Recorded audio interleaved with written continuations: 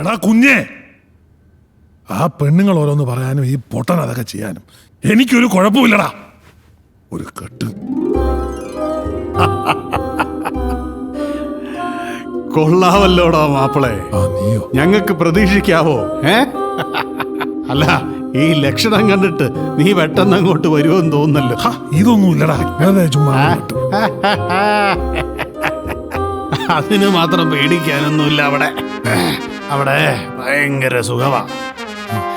അതിപ്പോ ഈ പുണ്യാളന്മാരും മാലാകമാരും ഉള്ളത് കൊണ്ടൊന്നുമല്ല, അവിടെ ഒരു കാര്യം ഇല്ലാത്തത് കൊണ്ടാ. അതിനല്ലാതെ മരണഭയം. അവിടെ പിന്നെ ഒരു മരണം കാത്തിരിക്കണ്ടല്ലോ.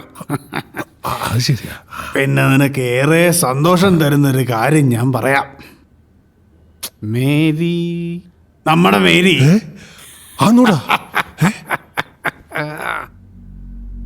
ഒരിക്കലെ പെരുന്നാളിന് മാതാവിന്റെ തിരുരൂപത്തിന് പിന്നീ കണ്ട അതേ ചന്തം.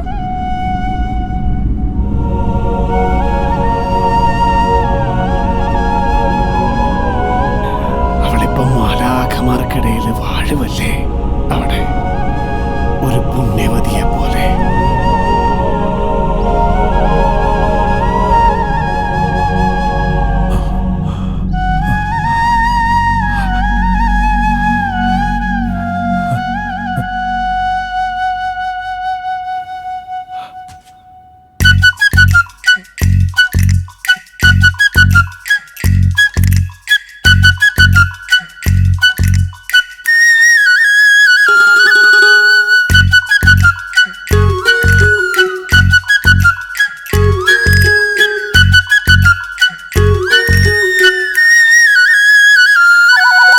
എന്നടാ അവള് പറഞ്ഞിട്ട് പോയത്?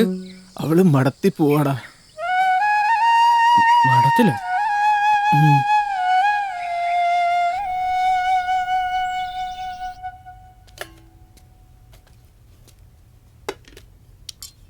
അന്നാമച്ചേ, ഓ, ഈയിടെ ഈ പാപ്പന് ചില കുഴപ്പങ്ങളൊക്കെ ഉണ്ട് കേട്ടോ. എന്നതാടാ? പേടിക്കാനൊന്നുമില്ല. എന്നാലും നീ കാര്യം പറ.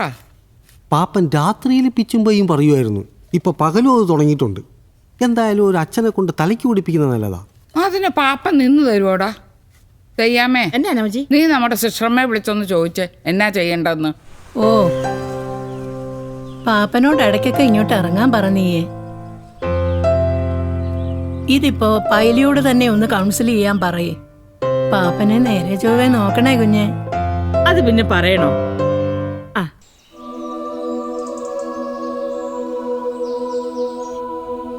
നിങ്ങളിരുന്ന് ശ്രദ്ധയോടെ ശ്രവിക്കുവിൻ. ഉൽപ്പത്തി പുസ്തകം 47 അധ്യായം 27 മുതൽ 31 വരെയുള്ള വാക്യങ്ങൾ ഗുരു ആശീർവദിക്കണമേ. യാക്കോബ് ഈജിപ്തിലെ ഗോഷൽ ദേശത്ത് പാർത്തു. അവർക്കവിടെ ധാരാളം സ്വത്തുണ്ടായി. അവർ സന്താന സമൃദ്ധിയുള്ളവരായി പെരുകി. യാക്കോബ് ഈജിപ്തിൽ 17 വർഷം ജീവിച്ചു. യാക്കോബിൻ്റെ ആയുഷ്കാലം 147 വർഷമായിരുന്നു. മരണസമയം അടുത്തപ്പോൾ യാക്കോബ് ജോസഫിനെ അരികിൽ വിളിച്ചു പറഞ്ഞു, ഞാൻ മരിച്ചാൽ എന്നെ ഈജിപ്തിൽ സംസ്കരിക്കരുത്. ഈജിപ്റ്റ് എൻ്റെ വാസസ്ഥലം മാത്രമാണ്. എൻ്റെ പിതാക്കന്മാരോടൊപ്പം വിശ്രമിക്കുന്നതിന് എന്നെ ഈജിപ്തിൽ നിന്ന് കൊണ്ടുപോയി അവരുടെ ശ്മശാനത്തിൽ അടക്കുക. ദേവസ്യേ, അപ്പൊ എങ്ങനെ പോരുവല്ലേ? അങ്ങ് പറഞ്ഞതുപോലെ ഞാൻ ചെയ്യാം. ജോസഫ് സത്യം ചെയ്തു. അപ്പോൾ യാക്കോബ് ശിരസ് നമിച്ചു.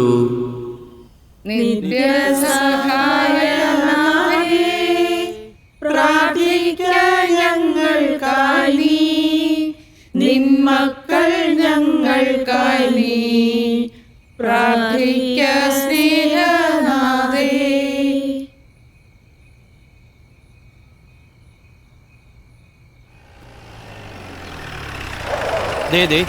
പിരിപ്പൊക്കെ വന്നല്ലോ.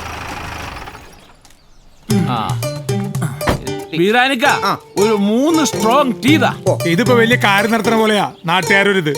വലിയ കാര്യം തന്നെ ജോപ്പാ. പാപ്പന്റെ പെങ്ങന്മാരും അളിയന്മാരും മക്കളും എല്ലാം ചേർന്ന് പാപ്പനോടൊപ്പം തന്നെ പാപ്പന് വേണ്ടി എന്തെങ്കിലും ചെയ്യണമെന്നുള്ള ആ പ്രധാന അജണ്ട. പിന്നെ അച്ഛൻ പോകുന്നുണ്ടോ? അച്ഛന്റെ പോക്ക് കണ്ടില്ലേ? എന്തോ ഇപ്പൊ കിട്ടുമെന്നാ വിചാരം.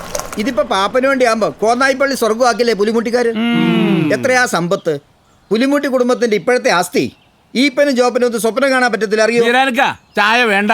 അതെ, തന്റെ ചായ വേണ്ട. പാടായിപ്പ വേറെ ചായ കിട്ടുമോ നോക്കട്ടെ. പുലിമൂട്ടിൽ കുടുംബത്തിന്റെ തലമുറക്കായ പാപ്പച്ചായൻ 100 കൊല്ലം കൂടി ജീവിച്ചിരിക്കണമെന്നാണ് ഞങ്ങളുടെയൊക്കെ ആഗ്രഹം. പാപ്പച്ചായൻ മറ്റൊരു പരിപാടിയിൽ പങ്കെടുക്കാനുള്ളതുകൊണ്ട് ഞാൻ പോവുകയാണ്. നന്ദി, നമസ്കാരം, ജയ് ഹിന്ദ്.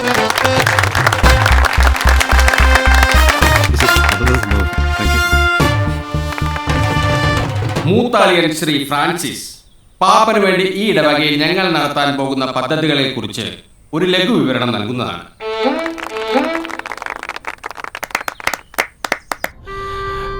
ഡാവേ, നീ നിന്റെ അപ്പനെ ഓർക്കണം, അമ്മച്ചിയെ ഓർക്കണം, മേരിയെ ഓർക്കണം. മുരിക്കൽ പള്ളി ഇടവകാംഗമായിരുന്ന പുലിമൂട്ടിൽ കുടുംബം ഇന്ന് കോന്നായി പള്ളിയുടെ ഭാഗമാണ്. കല്ലറ കോന്നായി പള്ളിയിൽ സ്ഥാപിക്കുന്നതിനോടൊപ്പം പള്ളിക്കു വേണ്ടി ചില എളിയ കാര്യങ്ങൾ നടത്തണമെന്നാണ് ഞങ്ങളുടെ ആഗ്രഹം. ചില പദ്ധതികൾ ഞാൻ വായിച്ചു കേൾപ്പിക്കാം.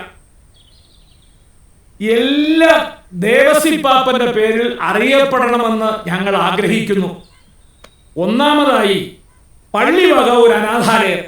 അതിനായി 1 ഏക്കർ ഭൂമി ഞങ്ങൾ ഫ്രാൻസിസ് അന്നാമ്മ വക.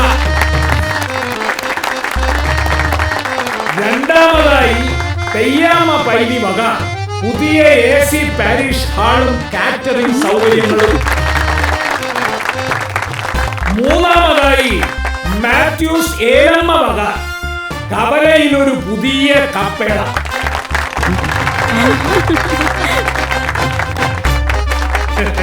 നാലാമതായി, എറ്റുവിൻ കുഞ്ഞുമോൾ വക സ്വയം തൊഴിൽ പഠന കേന്ദ്രം.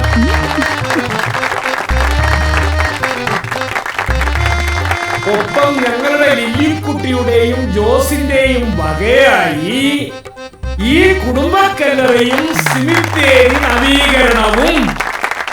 ഇടവകയുടെ മുഖം മാറിയില്ലേച്ചോ?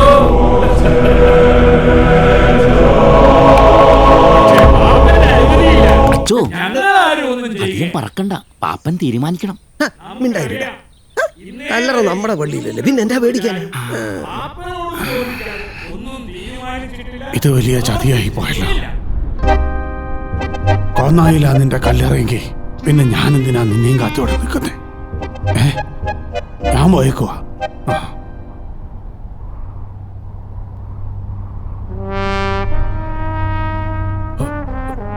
വർക്കി, എന്നാ നീ ഇതും കൂടി കേട്ടയച്ച് പോയാ മതി.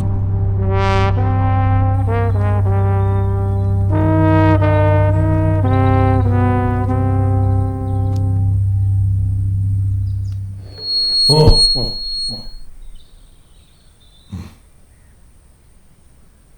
ഈ പരിപാടിയൊക്കെ കൊള്ളാം. ചാവുന്നതിന് മുമ്പ് ഒരു സെൻഡ് ഓഫ്. എല്ലാരും വ്യക്തിയോടാ മക്കളെ.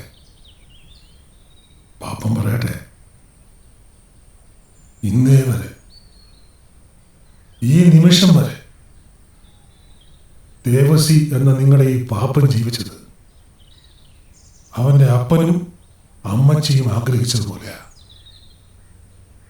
പക്ഷേ അവര് ജീവിച്ച് മരിച്ച മണ്ണിലല്ല. എന്റെ തലമുറ ഈ മണ്ണിലല്ല ചേരേണ്ടത്. പിന്നെ ഏത് മണ്ണിലാണ്? തത്വം. ഈ ഭൂമി ആരുടെയും വാസസ്ഥലമല്ല, അല്ലേ? എടാ, നമ്മൾ ചേരേണ്ടത്... നീ എന്റെ പ്രസംഗം കേൾക്കാറില്ലേ? പാപ്പൻ നന്നായി കേൾക്കും. പഠിക്കും. ഇപ്പൊ അവർക്ക് വേണ്ടി എനിക്ക് എന്നാ ചെയ്യാൻ പറ്റും? അവർക്കായി ഇവിടെ ഒരു സ്മാരകം പണിയാം. എന്താ പാപ്പ? സ്മാരകമല്ലോ, ഒരു ഇരിപ്പിടം തന്നെ പണിയണം. ഇവിടെ അല്ല, അവരുടെ ദേശത്ത്. എന്റെ അപ്പനപ്പന്മാര് ജനിച്ച് വളർന്ന് മരിച്ച് മണ്ണടിഞ്ഞത് എവിടെയോ അവിടെ. ഇതെന്റെ വാസസ്ഥലം മാത്രമാണ്. പാപ്പൻ എന്നാ ഈ പറഞ്ഞു വരുന്നത്? പുലിമൂട്ടിൽ കുടുംബത്തിന്റെ കുടുംബക്കലറ സ്ഥാപിക്കേണ്ടത് കോന്നായിലല്ല, മുരിക്കല.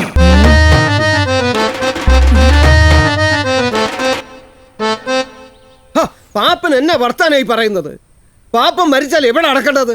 പാപ്പന്റെ ഇടവകയിൽ, അതായത് ഇവിടെ ഈ കോന്നായി പള്ളി സെമിത്തേരിയിൽ. അപ്പൊ ഇവിടല്ലേ കല്ലറ പണിയേണ്ടത്?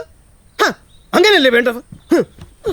പാപ്പച്ചായോ, ഓരോ ഇടവകാംഗങ്ങളും ജനിക്കുകയും മരിക്കുകയും ചെയ്താൽ അതാത് ഇടവകളിൽ വെച്ച് വേണം ആ ചടങ്ങുകൾ നടക്കാൻ.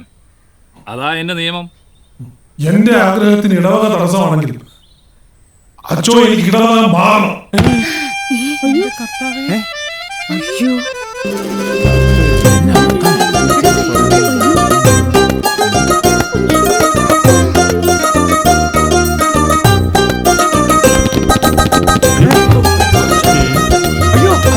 ഇടവക മാറണം, ഒരു സാധാരണ ഇടവകക്കാരന്റെ ആവശ്യം.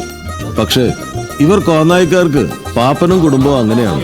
പൊന്മുട്ടയിടുന്ന താറാവിനെ അയലത്തെ കൂട്ടിൽ പോയി മുട്ടയിടാൻ ആരെങ്കിലും സമ്മതിക്കുന്നു? അടിപൊളി.